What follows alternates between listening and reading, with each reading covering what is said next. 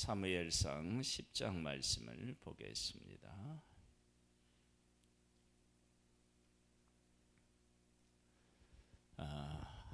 이스라엘에 처음 왕이 세워지고 있습니다. 왕이 세워진다라고 하는 것은 하나님의 백성이 왕을 구한 일이 잘 됐느냐, 그게 아니죠. 잘한 일이냐, 그게 아니죠. 사실은 왕을 구하는 악한 일을 하나 더 한 것이죠. 왜냐하면 왕을 세워달라, 이방인들과 같이 왕을 세워달라고 한 것은 하나님을 버리고 이방인들처럼 되겠다, 하나님의 통치를 버리고 사람의 통치를 받겠다, 이제 그런 의미를 담고 있으니까 하나님의 백성들이 하나님을 버린 것이고, 또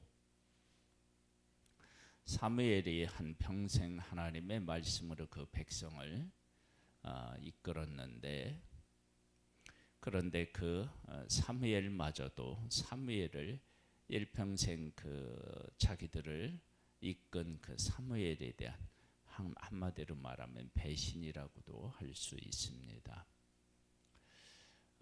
그런데 하나님께서는 왕을 세우는 그 백성들의 부르짖음에 대하여서 응답하십니다. 이것은 왕의 제도가 어떤 그 의미를 갖느냐 그러면, 하나님께서 그러함에도 불구하고 백성들이 하나님을 버리고 이방인처럼 되려고 했었던 그러한 그 하나님에 대한 그 은혜와 사랑을 잊고 자기들 마음대로 살고 싶은, 이방인처럼 살고 싶은 마음에 대하여 하나님이 베풀어 주신 은혜다, 그렇게 우리는 볼 수 있죠.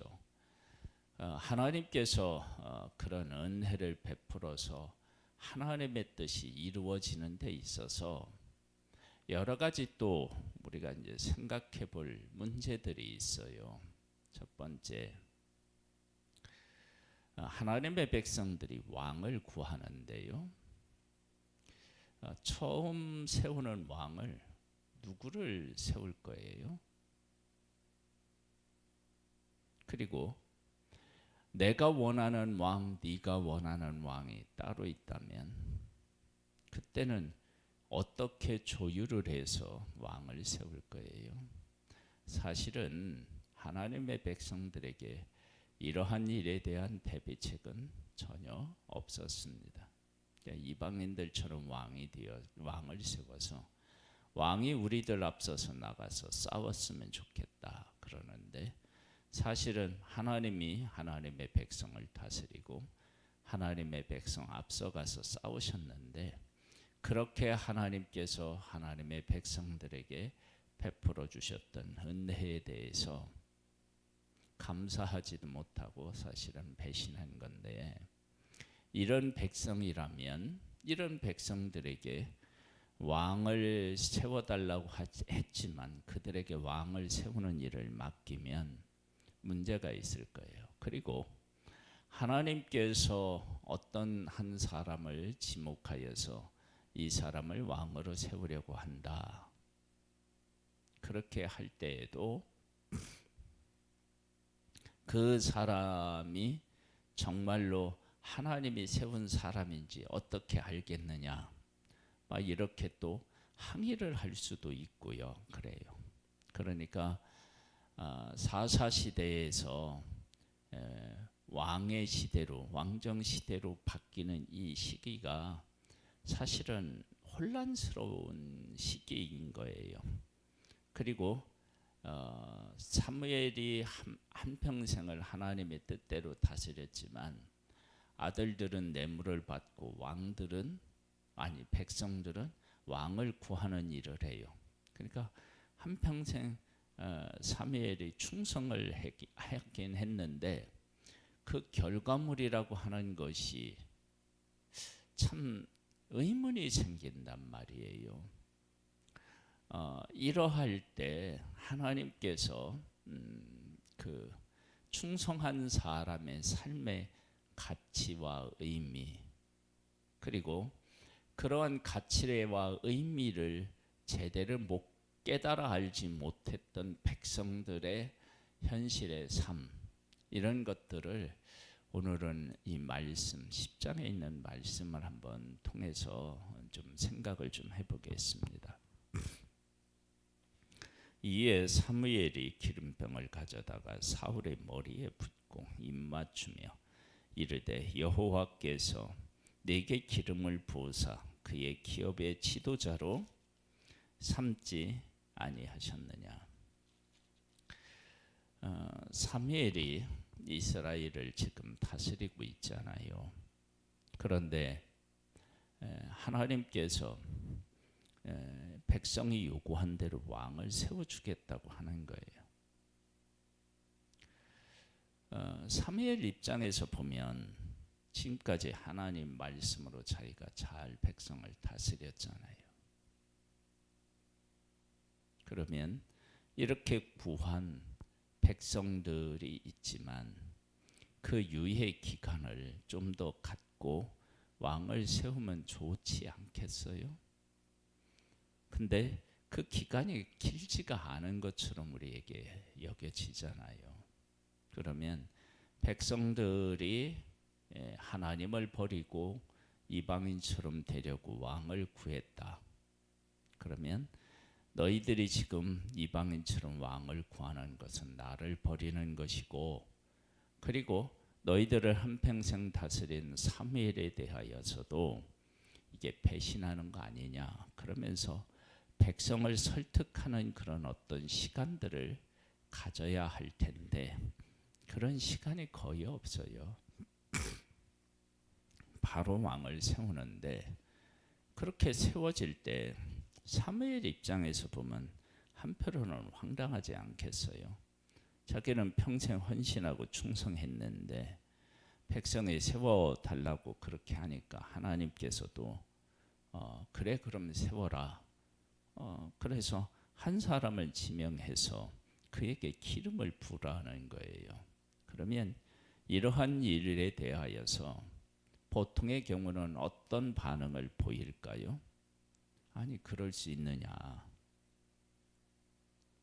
그러면서 그 불편한 속내를 드러낼 수 있는데, 사무엘은 하나님께서 말씀하신 일에 그대로 순종해요. 그러니까 10장 1절에 이 기름을 부어서 지도자로 삼는 이 일이 사실 전체적인 흐름으로 볼 때는 이게 순조로우면 안 되는 일이에요.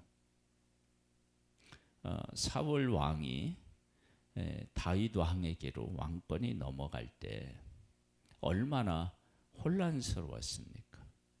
그렇죠? 그리고 그 기간이 얼마나 길었습니까? 근데 지금 사무엘에게 있어서 있던 권력이 사울에게로 넘어가는 이 일에 있어서는 아주 순조로워요. 이 차이가 어디에서 나오느냐 그러면 하나님에게 충성을 했느냐 안 했느냐라고 하는 것의 차이입니다. 한번 계속 볼까요? 네가 오늘 나를 떠나 가다가 베냐민 경계 셀라에 있는 라헬의 묘지 곁에서 두 사람을 만나리니 그들이 네게 이르기를 네가 찾으러 갔던 암나귀를 찾는지라.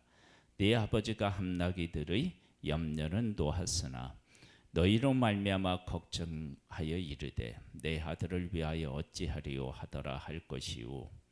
네가 거기서 더 나아가서 다볼 상수리 나무에 이르면 거기서 하나님을 배우려고 베델로 올라가는 세 사람을 만나리니 한 사람은 염소 새끼 셋을 이끌었고 한 사람은 떡 세 덩이를 가졌고 한 사람은 포도주 한 가죽 부대를 가진 자라.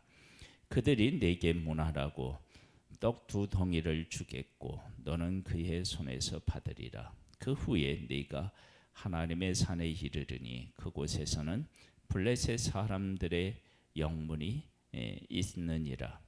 네가 그리로 가서 그 성읍으로 들어갈 때에 선지자인 무리가 산당에서부터 비파와 수고와 저와 수금을 앞세우고 예언하며 내려오는 것을 만날 것이요 네게는 여호와의 영이 크게 임하리니 너도 그들과 함께 예언을 하고 변하여 새 사람이 되리라. 이 징조가 네게 임하거든 너는 기회를 따라 행하라. 하나님이 너와 함께 하시느니라.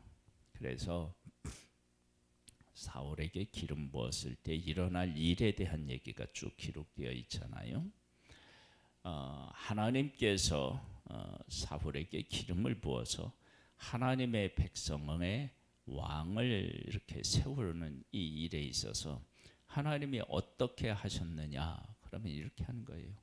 세 사람을 보내서요. 이 세 사람은 지금 우리가 얘기 이렇게 보면은 하나님의 사람이 그랬을 때 보내서 뭐를 갖게 하느냐? 한 사람은 염소 새끼, 한 사람은 떡덩이, 한 사람은 포도주, 그리고 받고 그리고 나서는 뭐라 그러냐면 하나님의 영이 그에게 임해서 예언하여서 새 사람이 된대요. 그러면 이 새 사람을 왜 만드느냐? 왜 하나님께서 이러한 역사를 했느냐? 그러면 하나님의 백성을 이에게 맡겨야 되는데, 이가 지금까지 누구냐면은 사울이 가지고 있었던 그 상태에서는 하나님의 백성을 맡길 수가 없으니까 하나님의 백성을 이끌 지도자로서의 영적 자질들을 갖게 하기 위해서 하나님의 영으로 그에게 함께한 것 아니겠어요? 그렇게 하나님의 은혜는 하나님을 버리고 이방인처럼 되려고 했었던 그 백성에게 이런 엄청난 은혜를 지금 베풀고 계신 거예요. 근데 백성들은 이 은혜를 아느냐? 모르는 거예요. 근데 사무엘 일이라고 하는 이 사람은 하나님의 이러한 마음을 뭐 다 헤아릴 수는 전혀 없죠. 인간이 어떻게 하나님을 다 헤아리겠습니까? 근데 그의 충성과 헌신이 하나님께서 그 백성을 얼마나 사랑하시는지를 알고 그 가운데서 그가 순종하고 충성을 했다. 그러면 이 사무엘의 가치는 이건 어마어마한 거예요. 특별히 이제 어떤 내용들이 나오느냐, 이제 차차 나오는데요.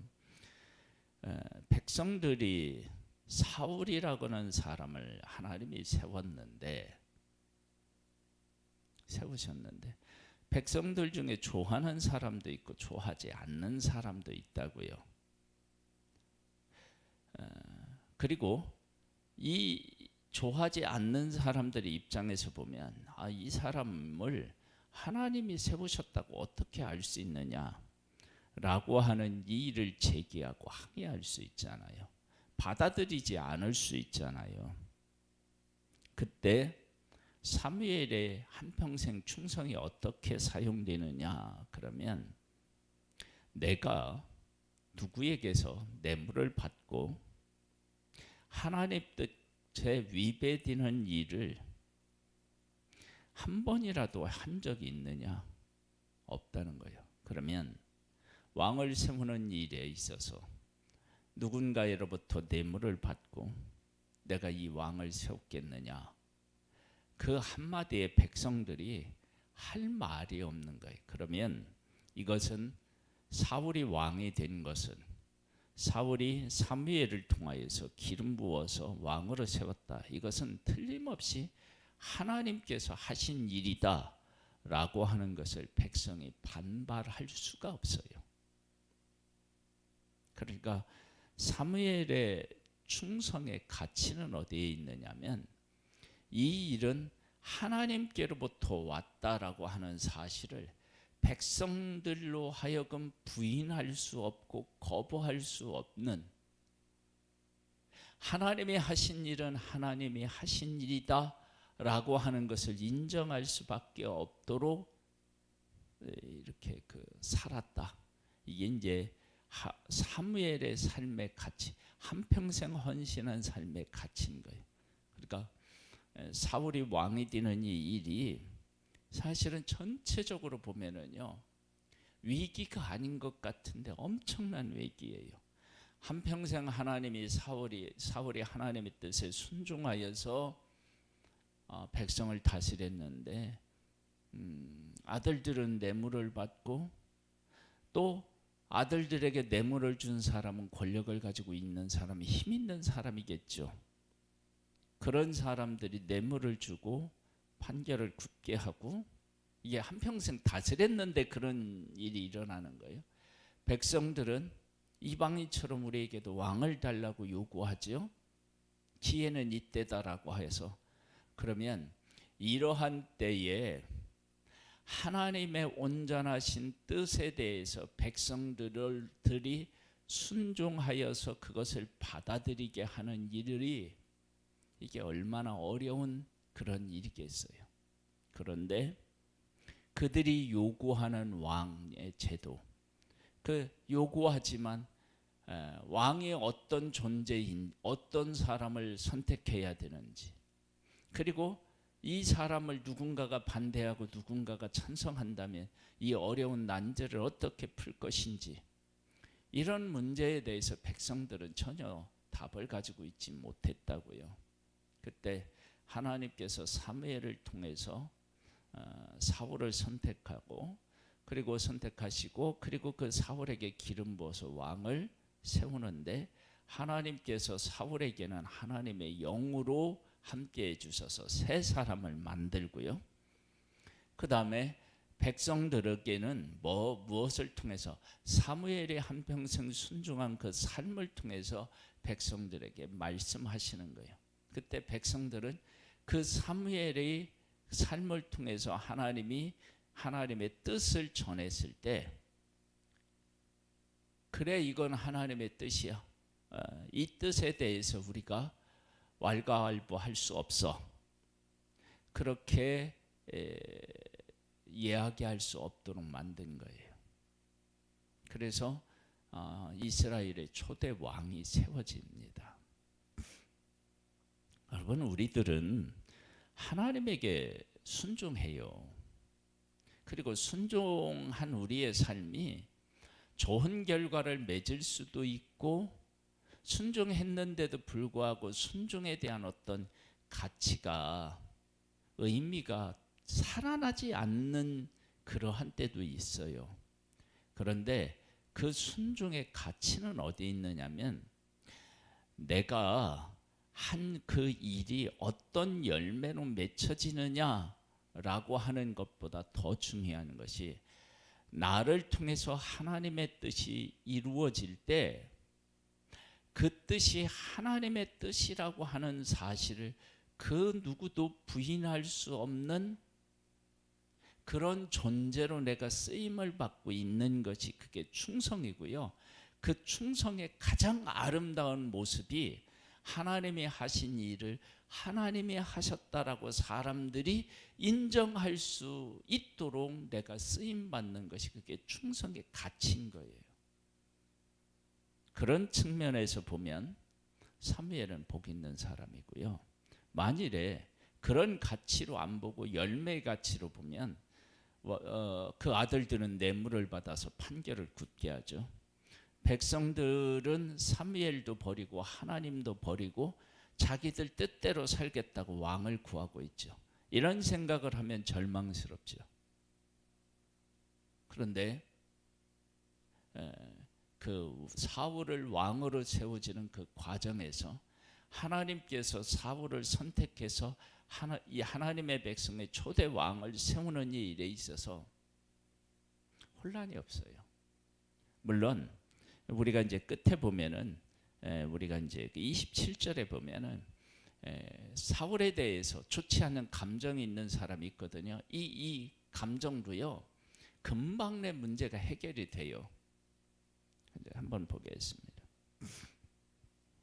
8절에 보면요, 너는 나보다 앞서 길갈로 내려가라. 내가 네게로 내려가서 번제와 화목제를 드리리니 내가 네게 가서 네가 행한 것을 가르칠 때까지 7일 동안 기다리라. 이제 선지자들에게 하나님이 하시는 말씀 중에 이런 말씀이 있잖아요. 야, 내가 너에게 백성들을 일깨우라고 말을 주었어. 그런데 선지자가 하나님의 말씀을 듣지 아니하고 백성들에게 경고하지 않으면 그 멸망에 대한 멸망의 하나님이 경고를 했는데 선지자가 전하지 않아서 멸망했다면 그 멸망한 것에 대하여서 책임을 누구에게 묻느냐면 선지자에게 물어요. 근데 그 하나님의 백성에게 이러이러한 잘못을 했다, 앞으로 이렇게 될 것이다 라고 하는 것을 전하면 그 죄가 누구에게 있느냐면 백성에게 있어요.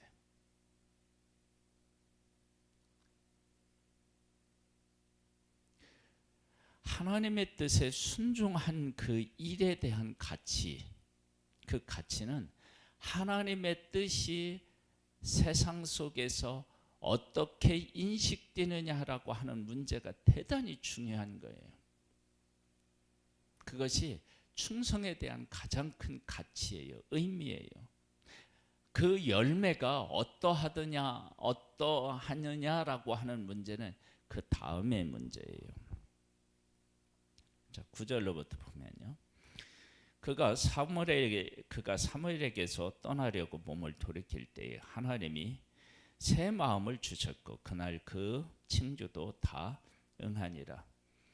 하나님의 백성이 왕을 구하느니 잘한 건 문제가 아니고 하나님께서 그러한 자들에게도 왕을 주시면서 왕을 이렇게까지 세워서 하나님을 거부하는 그들에게 이렇게까지 세워서 왕을 세운다는 것은 하나님이 그 백성들을 얼마나 크게 품고 사랑하고 계시는지를 보여주는 거예요. 그것이 하나님의 사랑과 은혜입니다.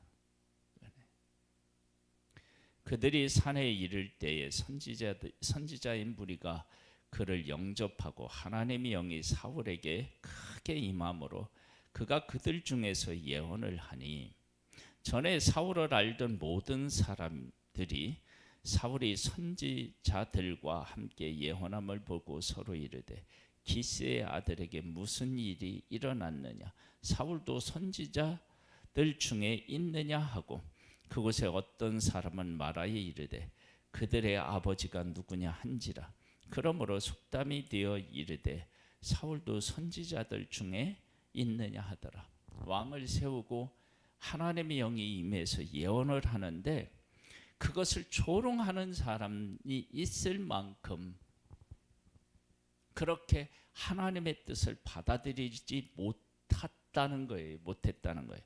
그때 받아들이지 못하는 백성들로 하여금 받아들일 수밖에 없게 만든 사람이 누구냐면 사무엘이에요. 그럼 사무엘은 어떻게 그렇게 했느냐? 한평생 하나님의 뜻에 충성했을 때 하나님께서 하시는 일을 받아들이지 못하는 자들까지도 받아들일 수밖에 없도록 굴복시키는 그 일을 누구가 했느냐? 사무엘이 한평생 하나님 앞에 충성한 그 삶이 그렇게 할 수밖에 없게 만든 거예요. 이것이 바로 뭐냐면 충성의 힘, 헌신의 힘인 거예요. 가치인 거예요. 여러분 우리가 하나님 앞에서 충성을 하고 어떤 일들을 해나가는 데 있어서 우리가 한 만큼의 결과가 안 나올 수도 있는데요. 그런데 나의 삶을 통해서 하나님이 어떤 일을 하시는데 그 일이 하나님의 뜻이라고 하는 것을 사람들이 거부할 수 없도록 만드는 그 일에 쓰임을 받는다라고 한다면 나의 삶은 충성된 삶이고요. 가치 있는 삶이고요. 어떤 열매보다 가장 귀한 열매를 내가 맺고 있는 것입니다. 할렐루야.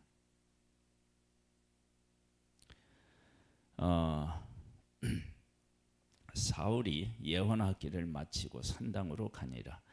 사울의 숙부가 사울과 그 사환에게 이르되 너희가 어디로 갔더냐. 사울이 이르되 암나귀를 찾다가 찾지 못하므로 사무엘에게 갔었나이다 하니 사울의 숙부가 이르되 청하노니 사무엘이 너희에게 이런 말을 내게 말하라 하니라. 사울이 그의 숙부에게 말하되 그가 암나귀들을 찾았다고 우리에게 분명히 말하더이다 하고 사무엘이 말하던 나라의 일은 말하지 아니하니라. 누구도 받아들이기가 어렵느냐? 사실은 사울도 받아들이기가 어려웠어요. 왕이 된 것은. 한번 볼까요? 사무엘이 백성을 미스바에 불러 여호와 앞에 모으고 이스라엘 자손에게 이르되 이스라엘 하나님 여호와께서 이같이 말씀하시기를 내가 이스라엘을 애굽에서 인도하여 내고 너희를 애굽인의 손과 그들의 압제하는 모든 나라의 손에서 건져내었느니라 하셨거늘 너희는 너희를 모든 재난과 고통 중에서 친히 구하여 내신 너희 하나님을 오늘 버리고 이르기를 우리 위에 왕을 세우라 하는도다. 그런즉 이제 너희의 지파대로 1000명씩 여호와 앞에 나아오라 하고 사무엘에 의해서 이스라엘 모든 지파를 가까이 오게 하였더니 베냐민 지파가 뽑혔고 베냐민 지파를 그들의 가족별로 가까이 오게 하였더니 마드리의 가족이 뽑혔고 그 중에 기스의 아들 사울이 뽑혔으나 그를 찾아도 찾지 못한지라. 그러므로 그들이 또 여호와께 묻되 그 사람이 여기 왔나이까. 여호와께서 대답하되 그가 진보다리 사이에 숨었느니라 하셨더라. 그들이 달려가서 거기서 그를 데려오매 그가 백성 중에서니 다른 사람보다 어깨 위만큼 컸더라. 사무엘이 모든 백성에게 이르되 너희는 여호와께서 택하신 자를 보느냐. 모든 백성 중에 짝할 리가 없느니라 하니 모든 백성의 왕의 만세를 외쳐 부르니라. 사무엘이 나라의 제도를 백성에게 말하고 책에 기록하여 여호와 앞에 두고 모든 백성을 각기 집으로 보내매 사울도 기브와 자기 집으로 갈 때에 마음이 하나님께 감동된 유력한 자들과 함께 갔느니라. 그러니까 하나님이 하신 일에 이렇게 감동을 받아서 함께하는 사람이 있었고요.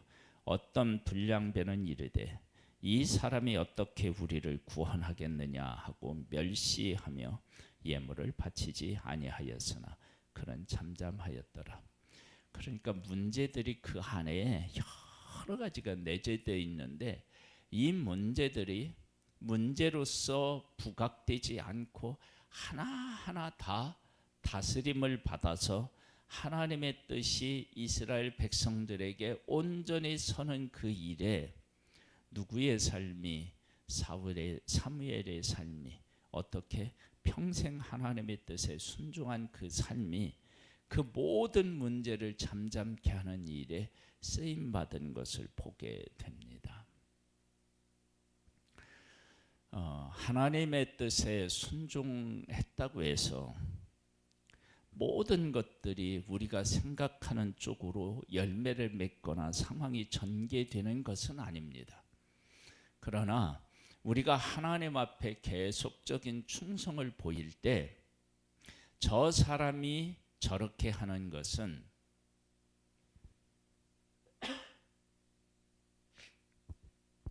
하나님께서 저렇게 하라고 하셨기 때문이다 라고 하는 것을 사람이 인식할 수 있도록, 그래서 그렇게 진행되는 그 과정의 일에 사람들이 항의하거나 받아들이지 못하거나 그런 일이 없도록 만드는 일, 이게요 엄청난 충성의 가치인 것입니다.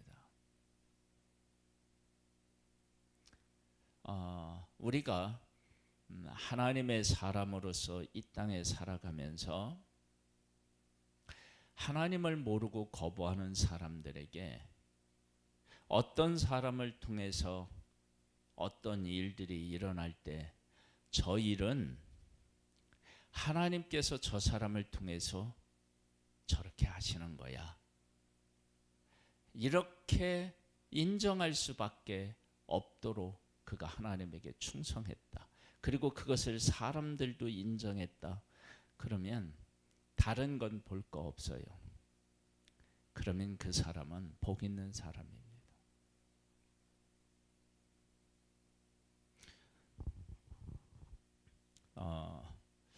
그 사무엘은 나중에 어떤 일까지도 경험하느냐. 또 다윗을 왕으로 세우잖아요. 사울이 다윗을 미워하잖아요. 그런데 사울이 버림을 받고 다윗이 왕이 되는 이 일도 백성이 받아들일 수밖에 없는 거예요.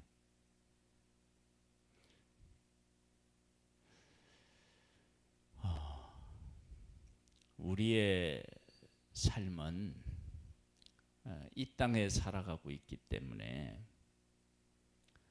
아무리 우리가 100% 충성한다 할지라도 그건 우리 예수님의 삶에서도 나타나요.